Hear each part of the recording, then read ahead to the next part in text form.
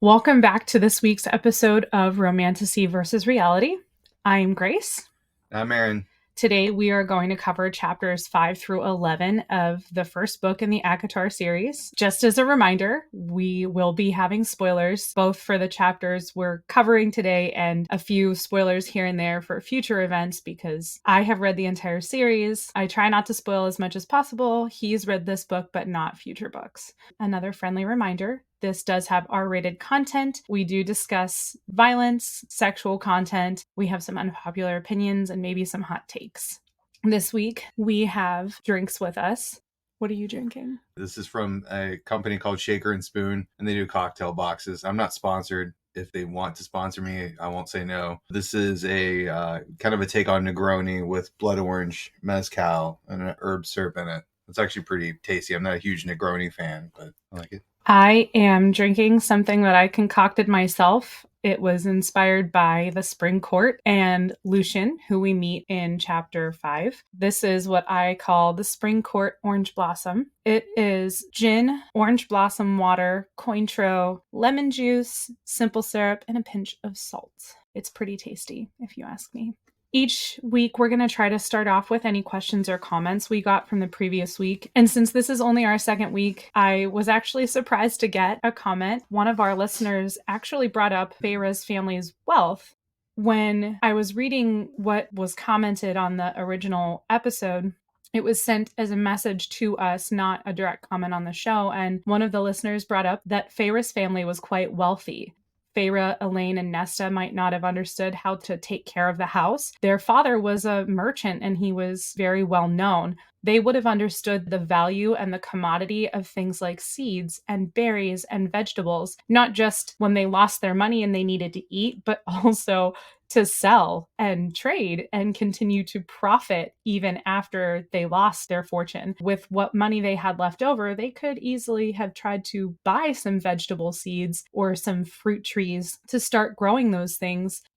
We don't know much about the climate and the farmland in that area, so maybe it wouldn't have been quite as feasible, but it would have at least been feasible for some vegetables. If Elaine could have a flourishing flower garden, in theory, she could have grown some vegetables. That's important because I think the flowers tend to be a little bit less hardy than some of your root vegetables, so that if she could pull off growing a garden full of flowers, then that space probably could have been put to better use. 100%. Like I said, Elaine, grow some fucking vegetables. Thank you for responding to our episode. We hope at the end of this episode we get some more feedback and comments, and anything you want to hear, just let us know. We're happy to touch on it with each episode, each feedback we receive. This week we're covering chapters 5 through 11. We're talking about Feyre's entry into Prythian. Feyre is taken away from the cabin by Tamlin.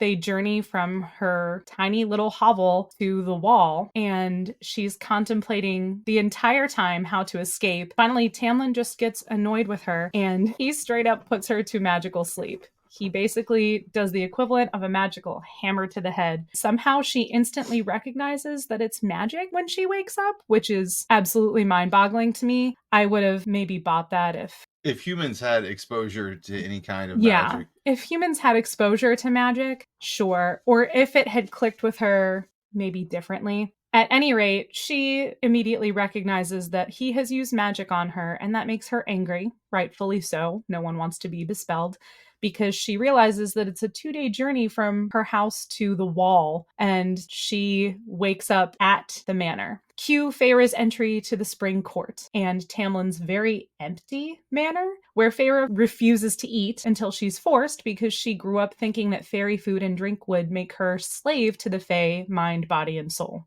Here we finally meet Lucian, cheers, and Alice, and this is where it really starts giving Beauty and the Beast. Feyre goes to this very awkward dinner with Tamlin, and he has these very stilted attempts at flattering her and trying to be friendly and kind. Feyre gets very caught up in her thoughts at this point, and she's wishy-washy back and forth, trying to decide if she's going to attempt to escape or if she's going to stick around. Does she want to eat because she can get up her strength? Does she want to just try to run away now? Should I take a knife? Is it going to do anything? You know, the typical kidnapping victim mentality. Not. Did you just say not? Said the liar. Psych reference. Sorry. So at this point in chapter 7, Tamlin gives us our first bit of information about the Blight. I say this in quotes because, spoiler, we all know the Blight isn't really a disease, but a person or an entity. Which is revealed later. We aren't going to say the name. No, but it's when she's talking to Lucian. Correct. He gives it a gender. For the most part, there's kind of negligible dialogue and setting details here where Tamlin's demonstrating his observational skills to Feyre. Oh, I recognize that you were the hunter because your father's hands were too smooth. Okay, sure. Feyre's trying to be civil because she's trying to befriend them and convince them to let her go. Like, that's really going to be a thing that happens. Feyre dodges Tamlin to hang out with Lucian, who sees right through her plan to try to convince him to tell Tamlin to let her go. And this is where we meet the Bog and find out Tamlin is strong. Oh my gosh, the high fae guy who went and stole her away is strong? Gasp! And this is our first mention of the Suriel. So dear to my heart. I love the Suriel. Feyre is then tricked by the Puka while waiting to see if Tamlin comes back. Tamlin, who she doesn't like, comes back from hunting the Bog. And Tamlin catches her in time to be like, oh, hey, dumbass. By the way, weren't you told that your feeble human senses would be easily duped by the fae around you? Then there's some exposition with Feyre befriending Lucian, and she finally kind of accepts that her family is okay without her, and her oath is fulfilled. This is actually where Feyre's character finally makes the first real step toward changing a little bit. Right here at the end of chapter 11 is the first time she feels any real guilt over killing Andrus, the wolf. And it's not necessarily because she was dragged to Prythian, which was the primary source of her upset. I killed this fairy and this is where it got me. Now it's, I killed this fairy who did nothing to me. And that's where her mindset starts to shift. And that is where we lead off. Right off the bat, from chapters 5 to 11, we're kind of headed into a slower paced section of the story. Most of the action here is low stakes. There's a slow buildup of relationships and Feyre's new normal. She's adjusting to life in Prythian. She's adjusting to the new people. She's adjusting to her surroundings and the fact that she is now very much more prey than she had been before as a human on the other side of the wall. Thoughts? Questions? Thoughts about everything? Just general thoughts on Feyre's journey into Prythian and what happened in these chapters. We skip over the entire journey into Prythian because Tamlin magically rupees her. Not the entire journey. And leaves her. She gets in some comments about pretending to want to escape from Tamlin. Yeah. He knocks her out for 2 days, which I assumed meant that she just went to the bathroom on the horse. He knocks her out for at least 2 days. It's 2 days just from her house to the wall, let alone how long it takes to get from the wall to his estate. Yeah, she's probably going to be pretty hungry. Thirsty, probably. She'd be dehydrated. Probably soil herself. Unless that's just an extra bonus of the fairy magic, I guess. Yeah, we don't really talk about that. Yeah.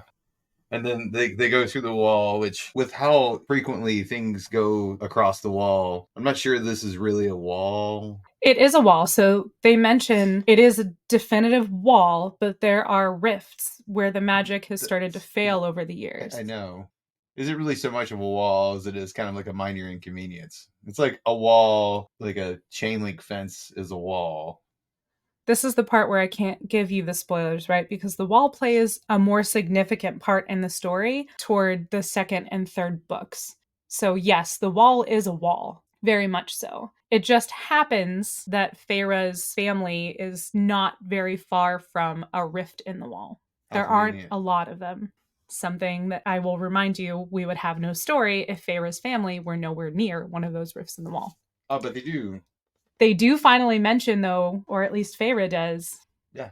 I don't know why. Yeah, I don't know why. I don't know why anyone would choose. Well, you did. Your family did. Well, I mean, she's not talking about current day, right? She's talking about 500 years ago during the war, or right after the treaty was made. She goes, I don't really know why humans decided to stay so close to Prythian, why we would stay so close to this danger. Then move. Exactly. We're in a medieval U-Haul. But at least they touch on it, right? At least she touches on the fact that she knows that it's stupid. They touch on it by acknowledging that it's stupid. Acknowledging that something is silly does not explain why it's there. It's true. It's true. It's like breaking the fourth wall to say, what you're doing is silly doesn't make what you're doing less silly. less silly.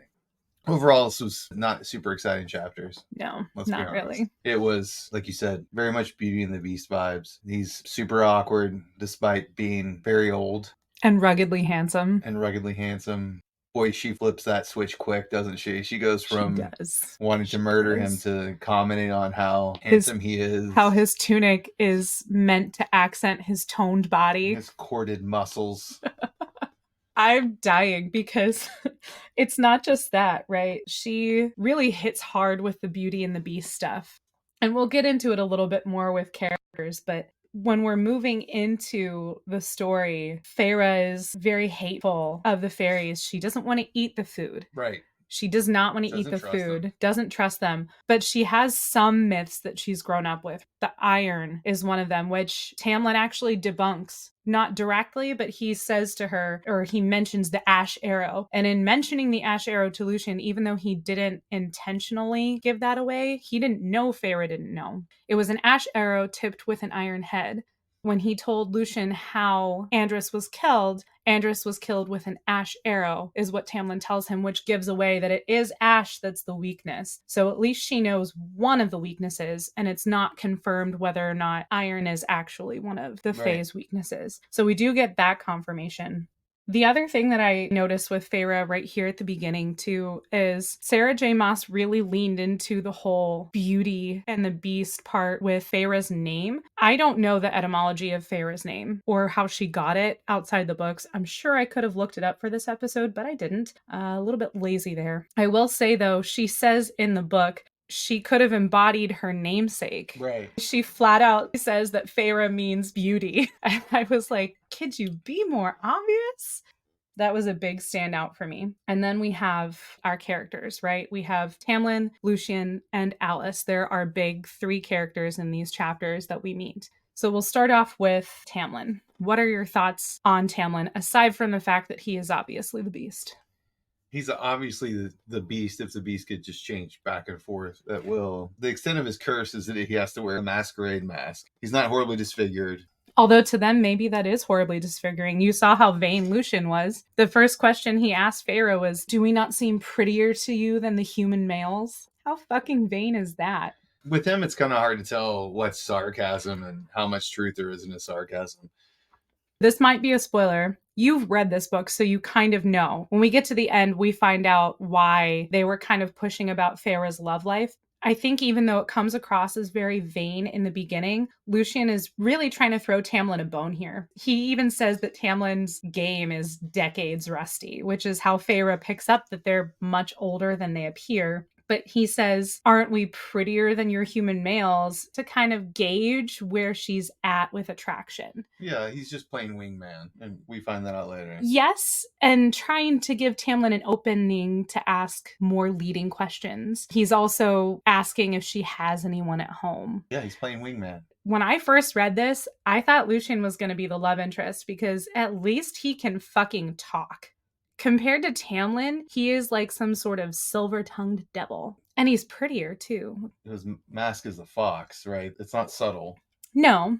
And he's Tamlin's emissary, so he kind of has to know his way around people. And you can laugh at me if you want, but I always just kind of imagined Tamlin looking like Fabio, just in a green tunic with a green mask. Like the cover of every 90s, 2000s Harlequin romance novel. And I'm thinking to myself, when he starts to give these awkward compliments, in my head, I'm just hearing, I can't believe it's not butter. Spray. Because it's just that awkward, right? Yeah. That commercial was so awkward, and that's exactly how Tamlin talks. I could not unhear Fabio as Tamlin after that. I just kind of always pictured him with like a light wind blowing over him. Like no matter where he is, if he's indoors or whatever, like it's just this wind. It makes sense. Rustling his hair. I agree. I can see it. I can see it in my head. I've seen so much fan art of him too that makes him look exactly like Fabio with a mask on. I would not be surprised to see him with a green tunic over an open pirate shirt and his hair is blowing out behind him and he goes, Feyre, I know I can't talk, but I'm pretty, right? He's the kind of guy, he doesn't button his shirt up the whole way, right? Like it's not. Oh no. It's not cinched up. It's at least half unbuttoned. I would go with that. I mean, it doesn't really match the warrior vibe that Feyre keeps trying to push on him with the baldric and he's a warrior. He doesn't need weapons in the baldric. It's empty because he is the weapon. Do you not remember that part? Yeah. It just seemed, it was giving so... But it's not like they wear she's armor. drooling. All right. Well, they don't need it. Yeah.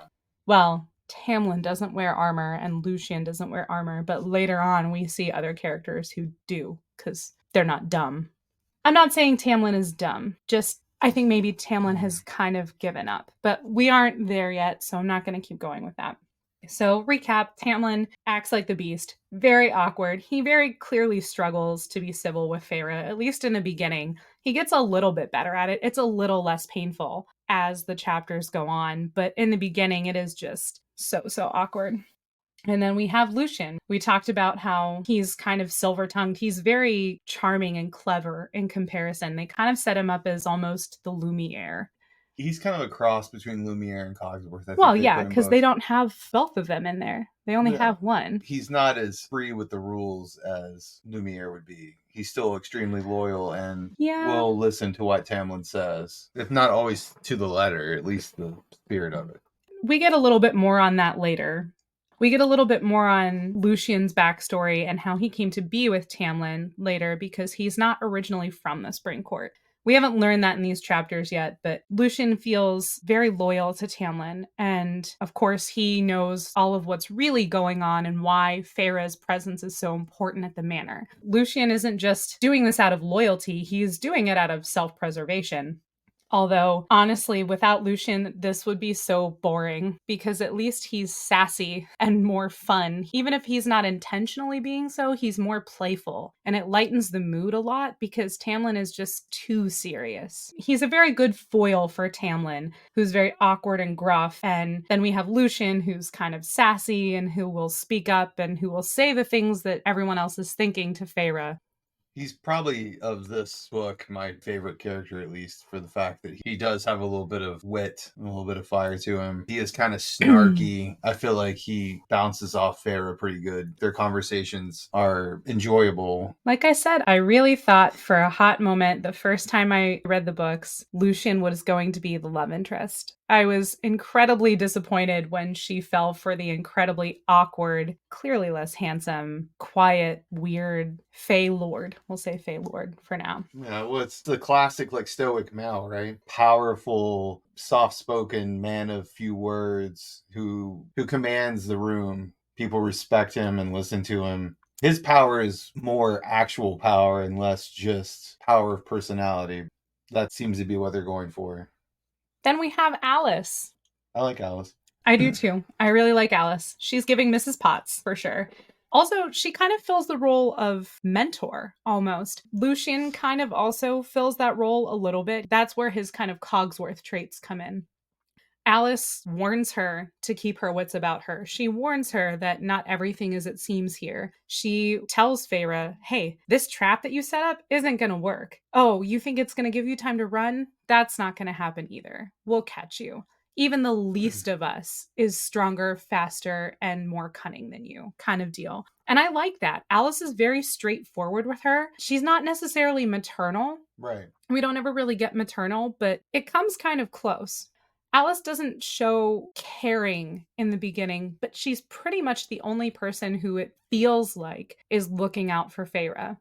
I picked this up on this read-through, which was Alice's warning to Feyre about not being able to trust her senses, which is then echoed later when Tamlin catches her being led away by the puka, and he says, you were told not to trust your senses. To me, that means that warning probably either came from Tamlin to be delivered to her, or the entire time Alice is just reporting everything that they talk about, say... Oh, 100%.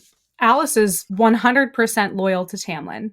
We see Alice's relationship change with Feyre as time goes on. We don't really see it so much right now in the beginning, but I 100% would not be surprised to find that Tamlin, for all of his awkward faults, knows that he's not going to be able to connect with Feyre and that she's not going to listen to him. He's nobility. He's high fae. He stole her away from her family. He knows that it's more likely for her to bond with or at least accept advice or conversation from one of the servants. So the person that he has tending to Feyre, Alice, is also the person that he feels will probably be the most likely for Feyre to truly heed or truly listen to, or at least have some sort of respect for. Because while Feyre had money at one point, technically, he also knows that Feyre has spent most of her life without money and can relate more to the servants than she can to the High Fae. I think she's just a plant. At some point, I think she has some sort of connection with Feyre, but I believe that she was instructed to tell her these things, to do these things, and that over time, everything else kind of develops. And she probably went into it unwillingly. Right now, Feyre is just a murderer to them. Yes and no. Spoilers for the end of the story, but everybody in the Spring Court knows exactly what's happening. They're not telling Feyre the whole truth. They can't tell Feyre the whole truth, which we don't find out until much later. Everybody in the court knows that. They know that he's sending out his sentries. They know why he's sending them. They know that eventually one of those sentries is going to get killed and that killer is going to come back here and that it's necessary to cure the blight. I mean, that brings us to the blight, which you will continually see me use the fun quotation marks. Yes, I am a millennial. It's fine. So we have a lot of information at the end of the book, but all we have comes right at the end of, I believe it's chapter 7, where Tamlin explains what the blight is. And he tells her right at the end, our first bit of information, there's a blight that's affecting the magic of Prythian and it's diminishing it. And he's very specific to say that it's affecting the magic. So naturally, my first instinct when Feyre gets all butthurt about it and goes, oh my God, will my family be okay? Yes, bitch, they will, because there's no magic in the human lands. Okay? Sometimes Feyre is portrayed as incredibly intelligent, and sometimes she's portrayed as stupid. I can understand being afraid for your family, but we know there's no magic in the human lands. Even Feyre admitted that when she said that the runes that were carved into their door would have nothing because humans don't have magic. So when he tells her that the blight is on the magic, and she goes, well, is this going to spread to the human realm? How would it do that? There's no magic there. Well, she doesn't know if there are other side effects of the blight. Hey, he's very specific. He says that it's impacting their magic. Right. It's impacting their magic, but at the same time, that's what he says, but she doesn't know that there could be something else. He said it's not a disease. He was specific about it. And he has to be, because the blight isn't truly a sickness. Lucien tells us later that it's a person. If Feyre had said, is this going to affect the wall? Is this blight going to affect the magic that has that wall between us? That would have made more sense, and that line of thinking I could have followed. Without that, she kind of leaps from blight that's diminishing magic to, is my family going to be safe? There's just a bit of a leap for me, and I think it's a little unrealistic. And it kind of bothers me because also it almost seems like she's asking to further the plot rather than asking because she's truly concerned. She's not stupid. She's made a lot of calculated decisions to protect her family. She understands how fairies have functioned. She knows that they have a treaty. She knows that magic has not crossed the wall. Humans don't have it. They can't protect themselves with it. To me, it just didn't make sense. Well, she's intuitive and intelligent when the plot demands it. That is true. She otherwise sometimes will think of decisions or take actions that would seem otherwise to not fit with that character. Yeah, it's almost like when you're in court and you're trying to get a witness to admit to something, you ask very leading questions. That's kind of what Sarah J. Maas did with us as the reader. Feyre needed to have fear that her family was going to be hurt in order to further the plot. If the blight is only affecting magic and it's not going to spread out of Prythian, which is what Tamlin says originally, why would she be upset about her family at all? She needed to have a reason to be upset with her family, so naturally she assumes the blight is going to spread. He says nothing to indicate that it would affect the human lands. She still makes that leap, so I think Sarah J. Maas could have tweaked that. She could have made it done in a more believable way. In a more believable way would have been that she was happy about the blight. Once it was explained to her that it won't go across, only affects magic, only in Prythian. She should have been happy about that. It would have followed that her first thought would have been, cool. Exactly. Sucks to suck, I guess. Sucks to suck, but that'll make escaping so much easier for me. When you guys are all dead. Right. The plot doesn't really move a ton in these chapters as it is, but it almost kind of seems forced in a lot of these spots. When he's explaining the blight, this first mention of it and the fear that she has of it, it doesn't seem warranted. It seems more like she would be happy, like you mentioned. It almost feels like chapters 5 through 11, at the very least, are kind of filler. They're info dumping, not straight info dumping, because she doesn't really do that. Right. She's pretty consistent as an author with not info dumping, but there's not a lot of high stakes action in these chapters. And really, the closest we come is the bog or the puka. And there's not really any stakes with those because Lucian guides her through the bog. As long as she just doesn't do anything, she stays safe. And with the puka, Tamlin grabs her and points out, that's not your dad. She's not really in enough danger to make it a high stakes situation. So there's a lot of just low stakes scenes, and I think that's why it moves so slowly. It's almost a glacial pace in this chunk because she's trying to build up the relationships.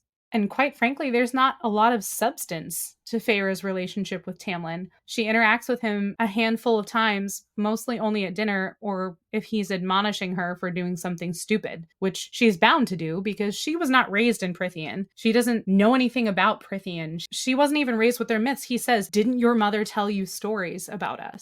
No, obviously she didn't. And that's the closest Feyre comes to being vulnerable, is when she admits that her mother didn't have a lot of time for Right. it. And gets an emotional response from Tamlin and Lucian. Well, a semi-emotional response. So they feel bad for the fact that she lost her mother so young. Well, they need something to connect with her, and she needs something to connect with them. So she's trying to convince them to let her go. They're trying to get her just to like them. Both parties are making an effort for different reasons, but the effort's kind of stale. It's not riveting, but there is some nice bit of world building at least. There is. Sarah J. Maas is very consistently good with world building. There's a lot of detail that goes into this book and her series overall. And I feel like this book is a little slower because it spends so much time setting up the rest of the series. And she does a really good job with it. We have a lot of different information that's coming to us. Tamlin explains that he can smell different things. His hearing is more sensitive. His sight is a little better, right? We know that his phase senses are heightened compared to human senses. And she's building all these things up, but there are some small inconsistencies that bother me. Their sense of smell is incredibly strong. When Feyre very first comes into the manor and Tamlin goes in and she just sees this massive table full of food, she kind of presses herself against the wall. She's like, I am starving, but I can't eat any of this because Fey food is not good for me. I can't eat it or I will become enslaved to them, mind, body, and soul. It's one of those things that she grew up with that we later realize is not true. And Lucian storms right in past her and starts talking to Tamlin. You expect me to believe that Lucian didn't hear Feyre or smell Feyre? He had to have. He walked right past her. Human is not a smell that they would normally have in that manner. And he whirls all surprised like, and he goes, "You, what are you doing there?" I mean, he doesn't say those things, but he acts shocked. Like, how did I miss that? How did you miss that? Maybe the smell of the food overpowered it. Feyre hasn't bathed in a minute. Well, yes, and now she's covered in her own waste from being asleep 2-3 days. Exactly. And he says that to her too. You could use a bath. I mean, he essentially is like, you're a little bit ripe, girl. You should probably go clean up. You expect me to believe that Lucian can't smell that? I'm sorry. And even if you did say, okay, the food, that would still kind of smell funky around the food. It would make the food smell off. Maybe he has a cold. Allergies? I'll buy allergies. It's a Cassian reference. People who have read the books are going to go, oh, allergies, spring court, ha ha ha. You'll get that eventually, I promise. Something else that I kind of want to note here, I'll bring it up again later, is the manor is empty. Right. We see Alice, maybe one other servant in the manor. We see a couple of stable hands in the stables, but outside of that, we don't really see anything. I want to bring that up because after we talk about the tropes, we're going to get into tropes. I want to talk about what we're seeing here in Prythian. What tropes do we have in chapters 5 through 11? Because we do encounter some new ones. In the first 4 chapters had the call to action, the young independent hero, the female provider, the chosen one kind of trope. Here we have the forced proximity. The kidnapping. Yes. In this case, they go hand in hand. Feyre is kidnapped. So we have the Beauty and the Beast Stockholm Syndrome. Happens pretty quick. It does happen pretty quick. We start to notice her noticing Tamlin pretty soon after getting to Prithian, which is almost upsetting given how wishy-washy she is about going back and forth between hating them and noticing that he's handsome and he's making an effort to be nice to her. But also, she's forced to be around him. She's going to these dinners with him where she has to go. He's demanding her presence there. He literally uses magic to force her to stay in her seat and eat when she doesn't want to. I mean, Yeah. it's literal forcing of proximity. I understand her in-book reason for not wanting to eat, but at the same time, she's going to be there for the rest of her life. What does she really have to lose? I mean, at this point, he's proven that he's powerful. He can put her to sleep forever, presumably if he wants to. So the fact that you're still alive and moving about freely probably means that you can eat. Yeah. That would be a really long run for a short slide to bring her there to get Well, her to eat. And this is where her first wishy-washy moment really comes, right? The cognitive dissonance of, I'm getting off this horse and I can't even stand. I need to get food and rest before I can try to escape. And then she goes in and she sees the food and she goes, oh, I can't actually eat anything here. I'm sorry, wait, what? You just got done saying you have to eat something. If you can't eat any food in Prithian, how are you going to eat to escape? And then she goes, I need to try to escape. It's probably now or never. And I'm sitting here going, girl, you just said you aren't going to get even half a mile like this if you don't eat anything. But hey, you can't eat the food because it's going to enslave you to the Fae. You know, right off the bat, we get Feyre's kind of inconsistent mindset here. It's almost like when she gets to Prithian, she becomes an unreliable narrator. I don't think she's an unreliable narrator. I think that she has these weird bouts of poor decision making. Well, she's 19. Yes, but you're uneducated. Well, at the same breath, you're trying to tell me that she's incredibly intuitive and is this natural hunter. Oh, I'm not telling you that. I'm not telling you. But she does things. I highlighted the one where she gets there on the horse. She says, I have to leave now. She tries to take the horse and run. Okay. That doesn't work. She gets off the horse and is like, I have to go now. Her knees give out on her. She's like, well, okay, I can't go now. Maybe I'll try when I get my feet under me. Okay, that doesn't work. I need food. I wouldn't get very far. Food, then I will go away now. Then she goes, well, no, I can't have food, but I need to get out of here now.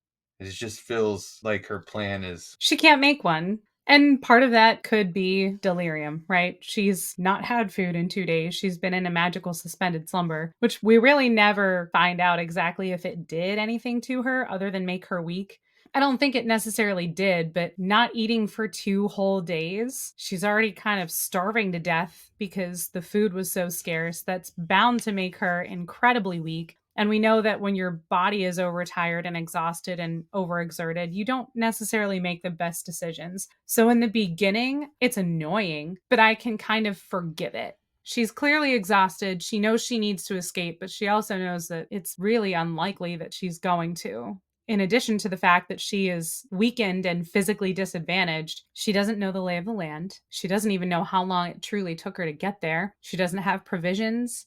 She is in every way possible in the worst possible position to escape. Right. She both knows it and tries to hold on to hope. And right in the beginning, I don't fault her for that. Then she learns, and I think it's important to note this, she firmly believes that the Fae can't lie. It's one of those other... She brings it up quite frequently. Yes. It's one of those other things that she was raised to believe. The Fae can't lie. When Tamlin tells her that her family is well cared for and that if she leaves, they will no longer be well cared for. If the Fae can't lie, which is what Feyre believes, after that, why does she even question it? If that's what she thinks, why continue to question it? Well, we talked about that particular thing earlier. The concept of him telling her over and over again that your family's okay. I've taken care of them, which poor phrasing, but I digress. I've offed them. It's fine. They don't need anything anymore because they're dead. You don't need to worry about them anymore. They're taken care of. Wink, wink. If you run away, you'll be next. I will kill them again. Kill them twice. I'll dig them up and kill them. But then she later realizes that they no longer need her because they're well taken care of, which he's told her repeatedly. Yep. And that realization comes at an opportune time, I guess, for her to no longer have that feeling of debt to her mother. And I'm sorry, I know we touched on this last episode, but can I just say how absolutely fucked up it is to ask your 8-year-old child to take care of your entire family, and how that entire fucking family was just like, okay, the youngest of us is going to take care of everyone? It's fine. It's fine. Blows my mind. Absolutely blows my mind. I can't with that. That just bothers me on so many levels.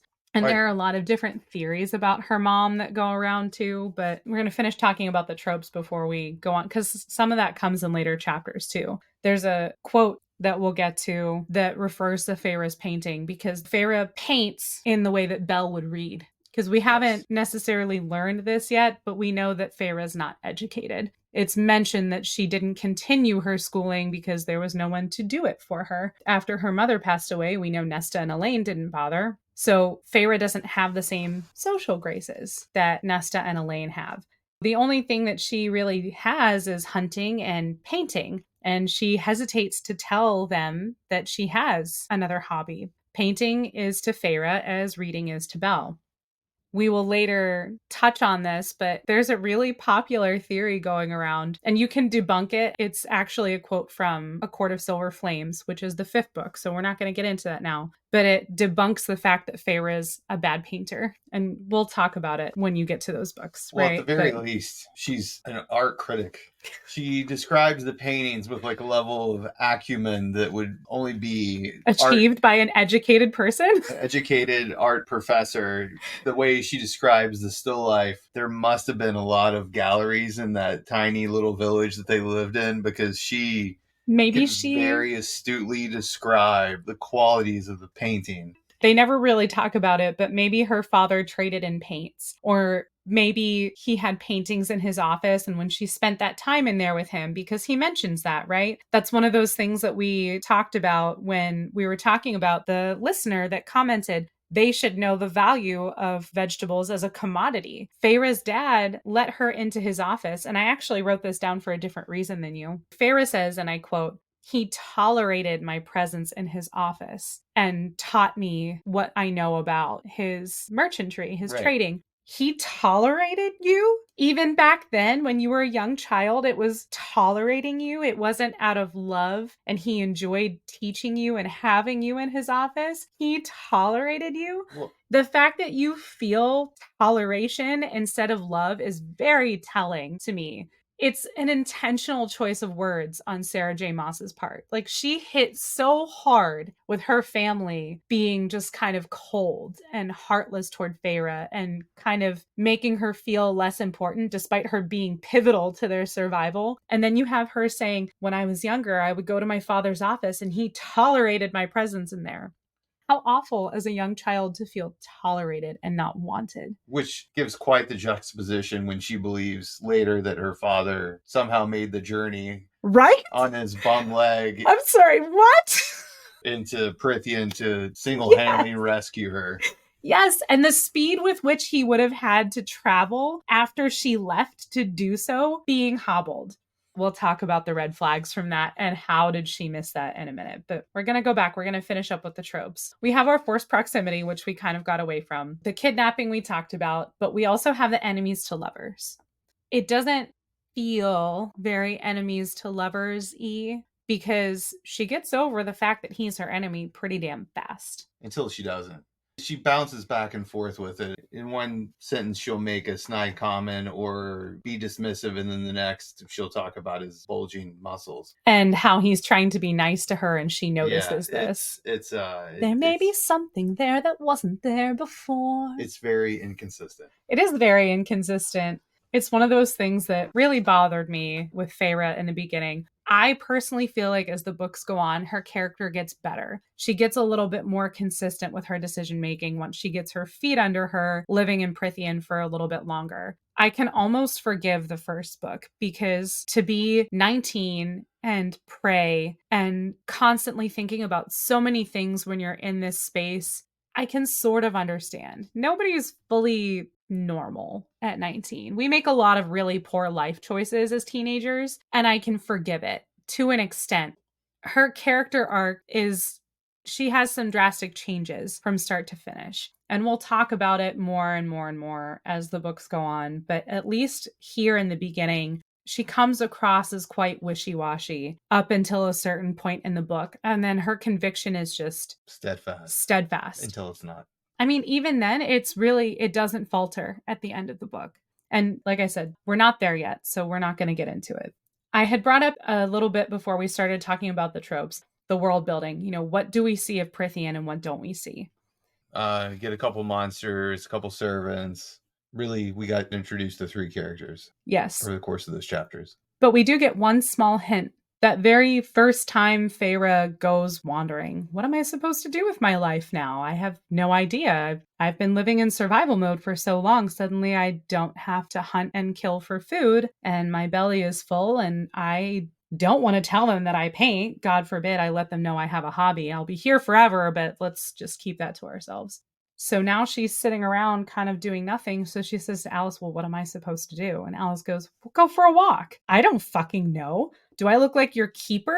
No, I'm just here to make sure you look presentable and don't make an ass out of yourself. So she goes for a walk. She runs into Tamlin, but then she's just kind of meandering through the gardens, and she doesn't necessarily see anything. She'll catch small glimpses of movement out of the corner of her eye, but she can hear the disembodied laughter and the running footsteps. And she distinctly feels something there, but she can't see it. And it's important to remember that for later in the book, because there's really nothing to see, which is surprising given the size of the estate and the manor, that she's only seen a handful of servants, whether it's Alice and the random servant who ran her bath or the stable hands. I think it's just kind of weird, given the size of the estate, that she wouldn't see the servants running it. Maybe she just chalks it up to magic. When I first read through, I chalked it up to it's giving Beauty and the Beast. We don't see any servants because they're all furniture or cutlery or teapots. Any furniture like her the father? Wardrobe. Oh. Just a useless piece of furniture. That is... ouch. Burn. The other 2 monsters that we meet are the Bog and the Puka. And the Bog is how we find out that Tamlin is stronger than the other fairies at the estate, because no one can fight the Bog. Oh, but hey, Tamlin can. So Right. He's going to go hunt it. No one can fight it except for Tamlin. He's so cool. And that's also when we find out that the Blight is a she. Yes. Lucian spills the beans. Sort of. Yeah. Then he's like, I've said too much. I can't say anymore. Right? It's giving Hagrid. I shouldn't have told you that. Right after the Bog, Feyre stays up sharpening her butter knife. Yeah. It's better than nothing, she says. And she doesn't like Tamlin or care really whether or not he comes back, but she stays up waiting to see if he'll come back, which is how she sees the Puka posing as her father in the first place. By the way, folks, you can't just sharpen a knife on a random pebble that she picks up in the garden. That's not the way that works. It's not. You need a whetstone. You need a stone certain specific. types of stones. Honorable mention, while they're out there talking, Lucian name drops the Suriel. Perhaps my favorite ancillary character in the entirety of the series. Our internet network is actually named the Suriel Tea Company. Oh, that's where that came from. That is where that came from. I absolutely love the Suriel. In book 1, we'll meet him or it doesn't really have pronouns. We'll meet it later. Maybe we should wear a pen. Oh, maybe. That would be helpful. I think it's more concerned with surviving because there aren't many Suriel out there. It's a type of fae and there's not a lot of them, but in theory, there's more than one. We only ever meet one throughout the series. This is the first time she learns what the Suriel is.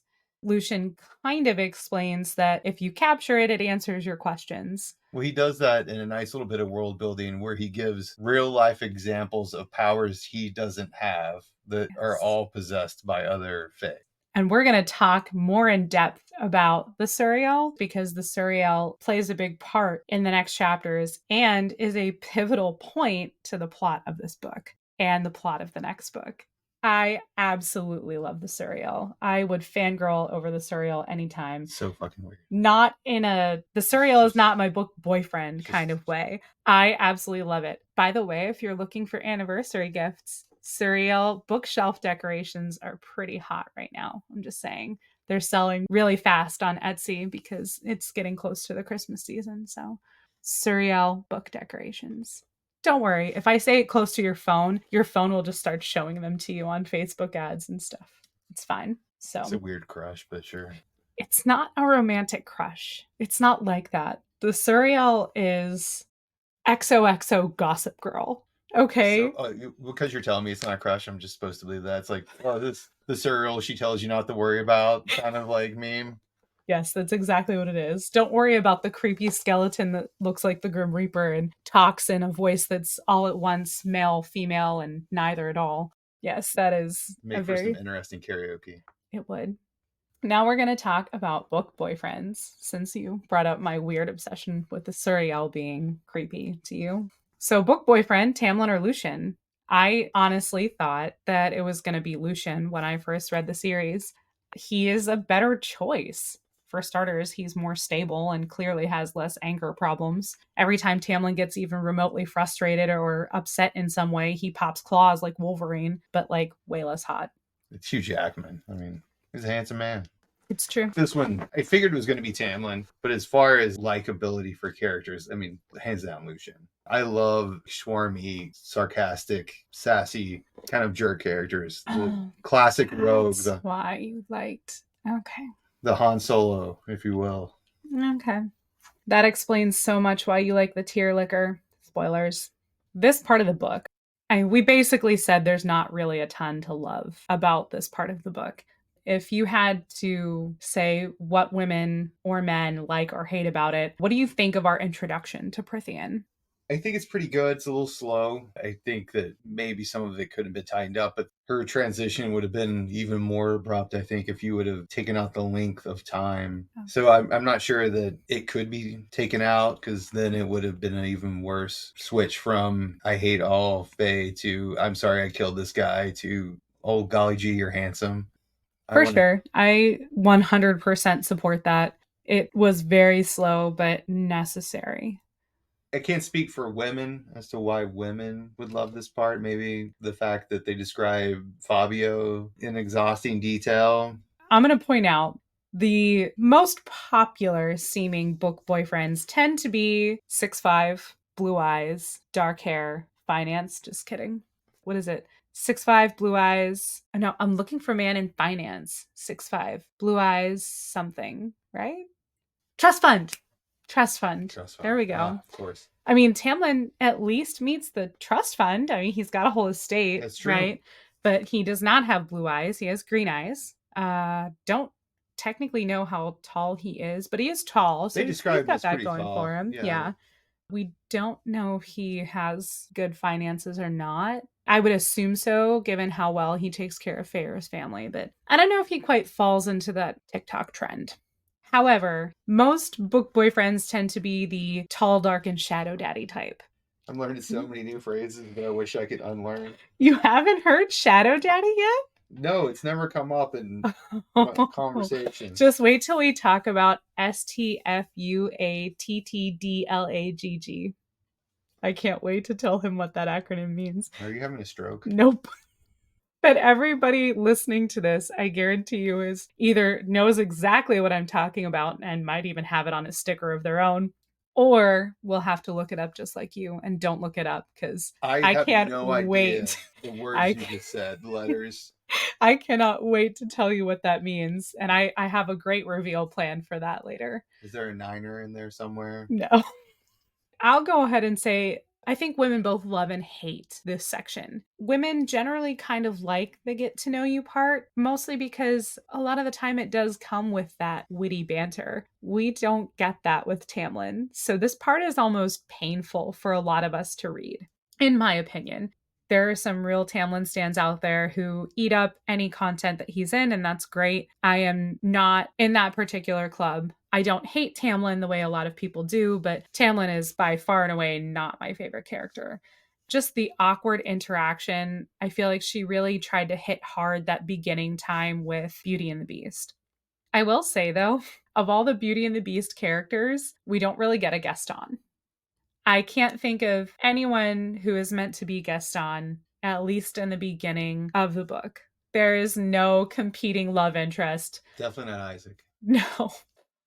Poor Isaac. I feel bad for Isaac. Could have made the book a lot better if there was a Gaston. Yeah. I think maybe having someone truly competing for Feyre's interest would have been a little bit nicer. It might have made that beginning sequence where Tamlin's trying to learn how to compliment her and win her over maybe a little bit more dynamic because there's more stakes to it. We don't know the stakes yet. Now it just kind of seems like awkward attempts at making Stockholm Syndrome happen. It's like trying to make fetch happen. Quit trying to make Stockholm Syndrome happen, Tamlin, but it does happen, which is kind of upsetting. I get that reference. You do? Yeah. I'm so proud of you. To wrap it up, this is a very slow moving section of the book. From here, it does get a little bit better. Not much, but this is Sarah J. Maas took our hand and walked us through the garden and told us how Tamlin and Lucian and Feyre started to be friends. Yes.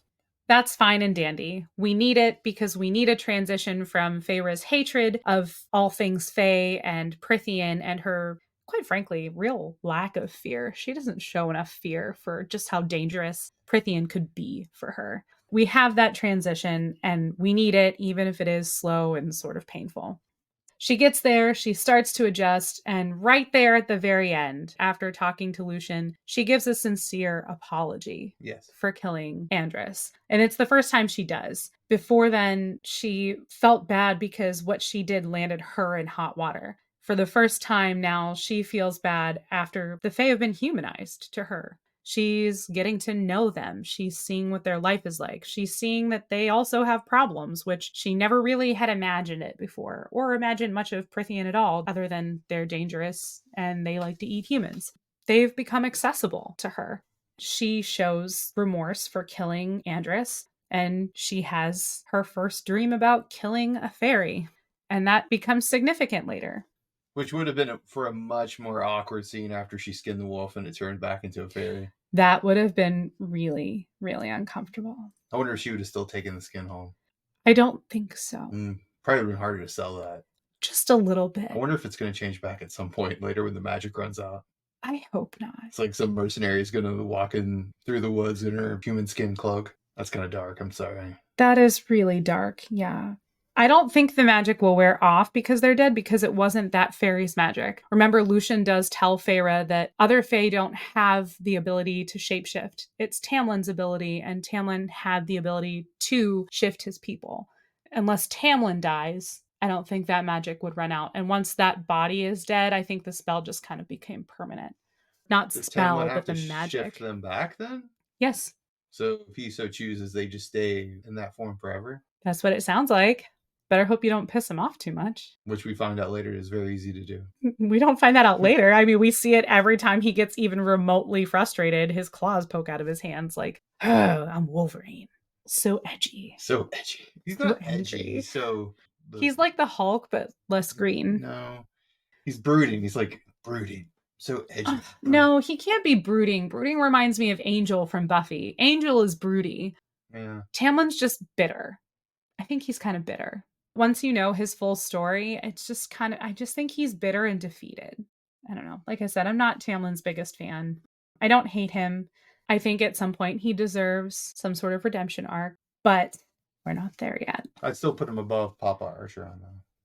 I have a love-hate relationship with Papa Archeron's character, and you will see Papa Archeron again a couple of times. Cool. Still don't like him. I know.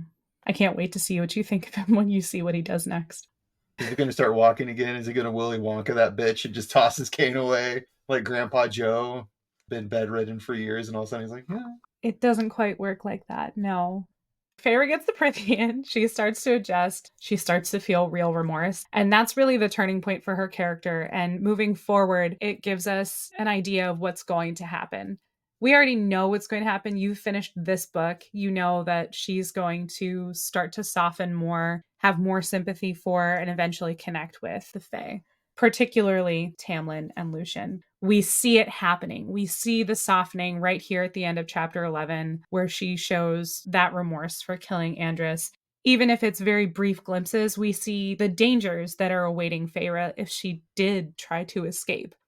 Even before then, I really feel like for Feyre to try to escape would just be a terrible idea. She doesn't really have a lot of skills other than tracking and hunting. She would have to steal a lot of stuff. Even when she does try to escape, when she sees the puka pretending to be her dad, which we didn't talk about, but I'm going to mention here. How did she not notice that? I have it in notes too. The speed and the lack of clothes. He's not even dressed for the winter trek to the Wall of Prithian, where it was frigid and snowing and cold, and he's wearing normal spring court clothes, and he's not hobbling. I mean, he's hobbling, but he's not really hobbling. He's kind of booking it with his cane. He could barely walk, but you expect me to believe he's kind of booking it to the gate. I know that she's just, oh my God, it's my dad. He came for me, but he told you to go, for fuck's sake. He told you to go and not to come back, but you think that he came after you and then he was there. It's been like 3 days since you woke up after the manor. Maybe. Probably about 5 days. You think that he made it out there in 5 days? That he tracked you down in just that short amount of time? The man has no aptitude for any of those things that we know of. How the hell could he possibly have found you? I think that it's just wishful thinking. I think a better way to have done that would have been her not to be warned, because that makes it even worse, because you were literally told you cannot trust your senses. You can't trust your senses. Oh my God, it's my dad. He came for me. He came for me. And then he does love me. It would have been a good warning to have that happen, then be reinforced by being warned and having it explained to you. Otherwise, it just kind of makes, once again, it's one of those things where she's super happy. She wants to get out of there. She doesn't stop to think about it for a split second. Maybe a little bit more of that questioning of it where she hesitated, and then there was a back and forth between us, like, well, maybe it's not my dad. This doesn't quite seem right. And then eventually her willingness to leave wins out. Without that hesitation and having been warned previously, it's one of those things where it makes her seem kind of stupid. Yeah. It makes her seem stupid. She's not meant to be an unintelligent character. Despite being uneducated, she's typically portrayed as someone who makes good, intelligent choices. Street smarts. Street smarts. Yes, that's a great way to put it. She's typically portrayed as having good common sense. And then we see the puka about her senses. She sees it, and she even sees the red flags. She comments, oh, he's moving kind of fast. Oh, he's not dressed quite right. Oh, he's on foot. Maybe there are horses nearby. But these red flags aren't slowing her down. She even says, if you pull up the page, it is on page 96, I didn't even stop to think or let in a shadow of a doubt. Why wouldn't you? You are in the middle of Fairy, which admittedly is dangerous. You know, the bog is out there, and there's tons of other dangerous creatures out there, as you've been told multiple times. You've been told not to trust your senses. Why are you looking at this portrayal of your father going, oh yeah, no, I shouldn't doubt this at all. It's definitely 100%. No cap. It's my dad. Which makes me wonder how long Tamlin was watching her. Right? Was he just watching her go down and then walk out and he's like, this stupid bitch? I wouldn't be surprised, honestly. I want to see his inner dialogue where he's like, should I just let her get eaten? No, I can't do that. But, I mean, I could. We find out later she's kind of his only hope, so he had no choice but to save her. And this is also the point where a little bit before then, she lies to Tamlin. She lies to him, flat out lies to him to his face, that she wants to spend the time alone and then goes to Lucian. And then he goes out to hunt the creature that she ran into after lying to him. And I'm just kind of like, if I were Tamlin, I don't know that I would want to put up with this kind of shit.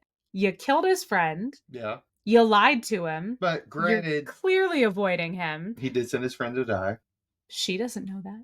But the fact that they keep it from her is kind of cruel in a certain way. There's a lot of things that wind up being kept from Feyre that I feel are kind of cruel throughout the series, but I digress. I'm just saying, I'm not sure if after warning her, yes, you should eat the food, and then she still refuses. Yes, your family is well cared for, but she still has this dissonance. You've been warned that your senses can't be trusted, but you're going to chase off after a strange fae. I'm trying to be nice to you, and you're blowing me off. If it were just like one or two of those things, sure. But if it, multiple things like that are happening, if I were Tamlin, I would kind of be like, all right, I'm just going to fuck right off for a couple of days. I don't think I can keep putting up with your bullshit. Maybe that's what it is. Maybe going to go fight the bog is like Fairy for, I'm just going to go get some smokes at the gas station. Maybe. Also, I'm going to bring up two things. I want to point them out. I'm not sure if they're things that you caught on your first read through. I didn't catch them on mine, but I'm going to point them out for our listeners too, because there's a lot of theories that stem off of some of these comments. When Feyre is going through the forest, she's trying to avoid the bog. She's keeping her eyes trained on this tree. She's trying not to blink. So she's like, I'm going to think of things that make me happy. And one of those things is a starry, unclouded night sky, peaceful and glittering and endless. And then later, she's dreaming about the wolf. And there's a shadow lurking there in her dream, watching her. Someone is in her mind, watching her dream about killing Andrus. That's on page 101 if you're looking for it right now. And she says the shadow is lurking in her dream, but she doesn't want to look too closely at it. It feels like someone's watching her. But those things come into play kind of later in the series, and they become a little bit more important. They're little nods of foreshadowing from Sarah J. Maas that I can really appreciate, because at the end of book 2, we get a lot of insight into Feyre's time as a human and Feyre's time at the end of the book that she spends, no spoilers, at the end of the book. You've read it, but I don't want to spoil it. Some of our fans are actually reading along while we're doing this, so I'm trying not to give away a lot of things. Those were a few of the things that I wanted to call out before we ended our episode, because I feel like noticing them now, when you get to the end of book 2 and you get all of this information, a lot of light bulbs are going to go off, and it's going to really enrich the ending of that book too. I personally can't wait until you get to chapter 54 of A Court of Mist and Fury. That is perhaps my favorite chapter in the entire series. And no, the Suriel is not in it, although he is in a chapter or two before that. And he kicks off the inciting incident that leads to chapter 54, which is amazing.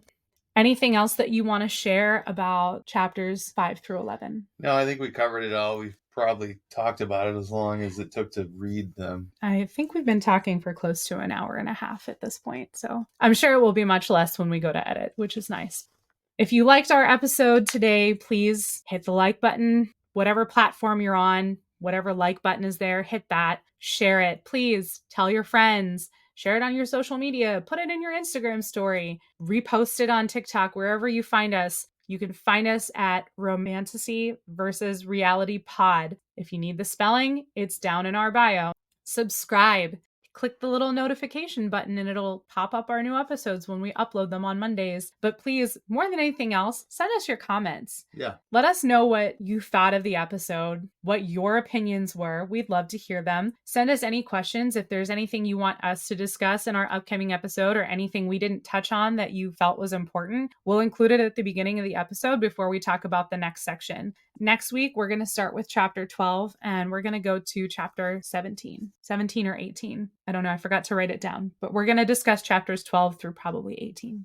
And bonus, if we get 100 subscribers, we'll start releasing bonus content and behind the scenes content. So any of the cocktails that we make or any of the funny bloopers that we have, because trust me, there are a few of those, will get put into behind the scenes content and we'll start releasing them on social media, or hey, maybe even at some point we'll have people subscribe and have a Discord and we can release them there for fans who want to hang out with us. I barely want to hang out with us. Oh, hopefully they do. That's so cold. I love hanging out with you.